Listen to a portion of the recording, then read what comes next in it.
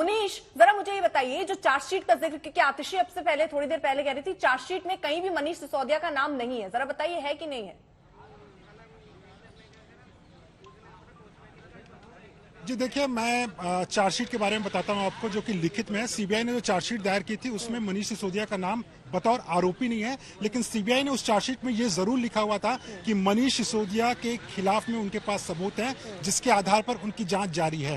जहां तक ईडी की चार्जशीट की बात करें, ईडी ने अपनी दोनों चार्जशीट में, पहली चार्जशीट और सप्लीमेंट्री चार्जशीट, दोनों ही चार्जशीट में उन्होंने मनीष सिसोदिया का न सिर्फ नाम लिखा, बल्कि ईडी की चार्जशीट में यहां तक कहा गया कि मनीष सिसोदिया ने लगभग 11 फोन एक और आरोपी के साथ में न सिर्फ बदले बल्कि उसको डिस्ट्रॉय भी किया हुआ है। उन्होंने यह भी बताया हुआ है कि मनीष सिसोदिया और विजय नायर के आपस में ताल्लुकात थे। तो कुल मिलाकर आतिशी जो दावा कर रही हैं, मैं बतौर रिपोर्टर ये बता सकता हूं, जो चार्जशीट मैंने पढ़ी हुई है, कि चार्जशीट में मनीष सिसोदिया का नाम जरूर है, उसका जिक्र किया गया है, लेकिन सीबीआई और ईडी दोनों का ये कहना है कि उनको आरोपी वो तभी दिखाएंगे जबकि उनकी गिरफ्तारी होगी, उसके पहले नहीं। ठीक है आतिशी, तस्वीर थोड़ी साफ हो गई ना, क्योंकि मेरा एक छोटा सा सवाल है। क्या तीन नहीं मैं बिल्कुल मेरा एक सवाल है, मेरे दो सवाल हैं। एक मुनीश जी से मेरा एक सवाल है, 10,000 पन्ने की चार्जशीट में 3 चार्जशीट फाइल हुई हैं, सीबीआई के द्वारा, 2 ईडी के द्वारा। क्या किसी भी चार्जशीट में, आप याद रखिए, एफआईआर में अक्यूज नंबर 1 थे मनीष सिसोदिया जी, तीनों चार्जशीट में 1 साल की इन्वेस्टिगेशन के बाद, 500 अफसर लगाने के बाद, 3 चार्जशीट में भी वो मनीष सिसोदिया को अक्यूज्ड नहीं बना पाए। क्यों नहीं बना पाए? क्योंकि उनके पास कोई एविडेंस ही नहीं था। दूसरी बात, अभी सैयद जफर इस्लाम जी कह रहे हैं सीबीआई बहुत इंडिपेंडेंट है, ईडी बहुत इंडिपेंडेंट है, लेकिन ये भी कह रहे हैं उनके पास सबूत है। दुनिया के सामने सबूत मौजूद नहीं है, लेकिन सबूत है। आपको कैसे पता सैयद जफर इस्लाम जी? हम तो उसे ही सबूत मान रहे हैं जो ईडी और सीबीआई अपनी चार्जशीट में लिख रही है। मैं जवाब देता और सीबीआई और ईडी ने 10,000 पन्ने की चार्जशीट के बाद लेकिन आतिशी, मेरा एक काउंटर सवाल है, मैं जरा आपसे समझना चाहती हूं, नहीं कर पाया। देखिए, अगर कोई भी संस्थान काम करती है तो उनके काम करने का एक सेकेंड जफर इस्लाम जी आ रही हूँ, काम करने का एक मैम तरीका होता है। आतिशी जी, काम करने का एक तरीका होता है। अगर किसी पर आरोप लग रहा है तो एक यही प्रक्रिया होगी, उसको पूछताछ के लिए बुलाया जाएगा। अगर हम मनीष सिसोदिया को डिप्टी सीएम के तौर पर अभी ना देखें, एक आम नागरिक के तौर पर देखें, और हम ये भी ना देखें कि वो आम आदमी पार्टी का कोई नेता है, तो अगर कोई आरोपी जिस पर अभी शक है, जिससे पूछताछ होनी है, उसको क्या रोड शो करके जाना चाहिए? आपसे एक सिंपल पूछताछ हो रही है, आप गिरफ्तारी का डर पहले जता देते हैं, आप ये भी बता देते हैं 7-8 महीने में हम रहकर वापस आ जाएंगे, आप एक रोड शो बाकायदा करके जाते हैं। क्या ये तरीका ठीक है? पूछताछ के लिए जा रहे हैं ना। देखिए अर्पिता जी, पूरा देश देख रहा है कि किस तरह से Bharatiya Janata party CBI, ED, Delhi police जैसी एजेंसीज को अपने विपक्षी पार्टियों के खिलाफ इस्तेमाल करती है। आम आदमी पार्टी के नेताओं के खिलाफ पिछले 8 साल में 200 से ज्यादा केस दर्ज हो गए। 200 केस में भी वो 1 रुपए का भ्रष्टाचार आज तक सामने रख नहीं पाए हैं, क्योंकि कोई भ्रष्टाचार है ही नहीं। लेकिन भारतीय जनता पार्टी को यह लगता है कि जब वो सीबीआई से क्वेश्चनिंग कराएंगे, ईडी से क्वेश्चनिंग कराएंगे, दिल्ली पुलिस से केस कराएंगे, तो उनके विपक्षी डर जाएंगे।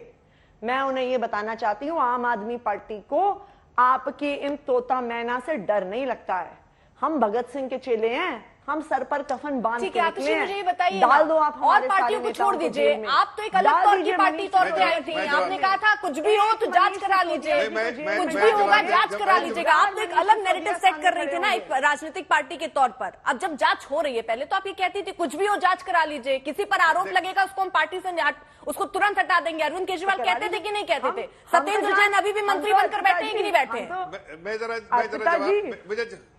नहीं बताइए, आपकी पार्टी, कांग्रेस या बीजेपी ने कभी नहीं कहा, आपकी पार्टी एक अलग पार्टी के तौर पर सामने आई थी जिसने कहा तुरंत जांच करवाएंगे, किसी पर आरोप हुआ तो उसको हटा देंगे, मुझे जवाब उसकी जांच करा लीजिए, स्टिंग ऑपरेशन करा लीजिए। ये अरविंद केजरीवाल कह रहे थे ना, अपनी नई पार्टी के लिए कह रहे थे। अब सब कुछ बदल चुका है क्या? अर्पिता जी, हमने तो जांच से इसीलिए कोऑपरेट किया है। पहले दिन से आम आदमी पार्टी के किसी भी नेता को, किसी भी कार्यकर्ता को जांच के लिए बुलाया गया है। हमने तो जांच का स्वागत किया है। हम तो ये भी कह रहे हैं और भी केस कर लीजिए, और भी जांच कर लीजिए। लेकिन ये रोड शो क्यों? हमारी मोदी जी आम आदमी पार्टी को ईमानदारी का थप्पा देते हैं। रोड शो क्यों? देखिए, अर्पिता जी, क्योंकि भारतीय जनता पार्टी को पता होना चाहिए, नरेंद्र मोदी जी को ये पता होना चाहिए कि आम आदमी पार्टी को और उसके नेताओं को आपसे डर नहीं लगता है। हम सर पर कफन बांध के निकले हैं, हम पे जितने झूठे आरोप लगाओगे हमें कोई फर्क नहीं पड़ता है। हम सच्चाई की लड़ाई लड़ते रहेंगे। ठीक है, नहीं मैं ये समझ, ठीक है, सच्चाई की लड़ाई ऐसे कैसे? एक राजनीतिक पार्टी के तौर पर एक तरीका है, जब चुनाव होते हैं तब हम ऐसी रैलियां देखते हैं, हम ऐसे रोड शो देखते हैं, लेकिन यहाँ तो पूछताछ से पहले ऐसा रोड शो। अर्पिता जी मुझे जवाब देने दीजिए। देखिए अर्पिता जी, मैं जवाब दूं क्या? अगर आप इस देश के पिछले 8 साल के इतिहास को देखिए तो आम आदमी पार्टी पे चाहे सीबीआई हो, चाहे ईडी हो, चाहे इनकम टैक्स हो, चाहे दिल्ली पुलिस हो, हर डिपार्टमेंट को आम आदमी पार्टी और उसके नेताओं के पीछे लगाया गया। 8 साल में 200 केस, तो ये रोड शो छोटी संख्या नहीं है। हमारी कह रही है, ठीक है, 500 फाइलों को क्यों? 500 फाइलों को एलजी साहब खुद लेके बैठे, लेकिन आज आरोप लग रहे हैं तो पूछताछ के लिए बुलाया जाए, ये तो रोड शो होना ठीक है।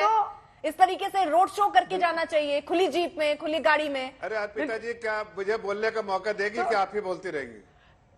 क्यों नहीं जाना चाहिए? काउंटर सवाल पूछो कि ना पूछो? जाना चाहिए।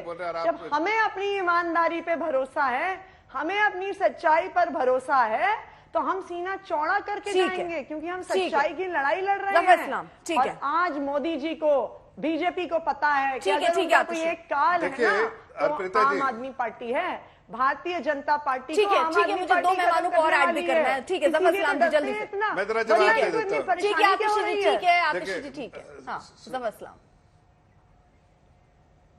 देखिए, अभी ये कह रहे हैं कि सीबीआई के पास कोई एविडेंस नहीं है। भाई आपको कैसे पता कि एविडेंस है कि नहीं?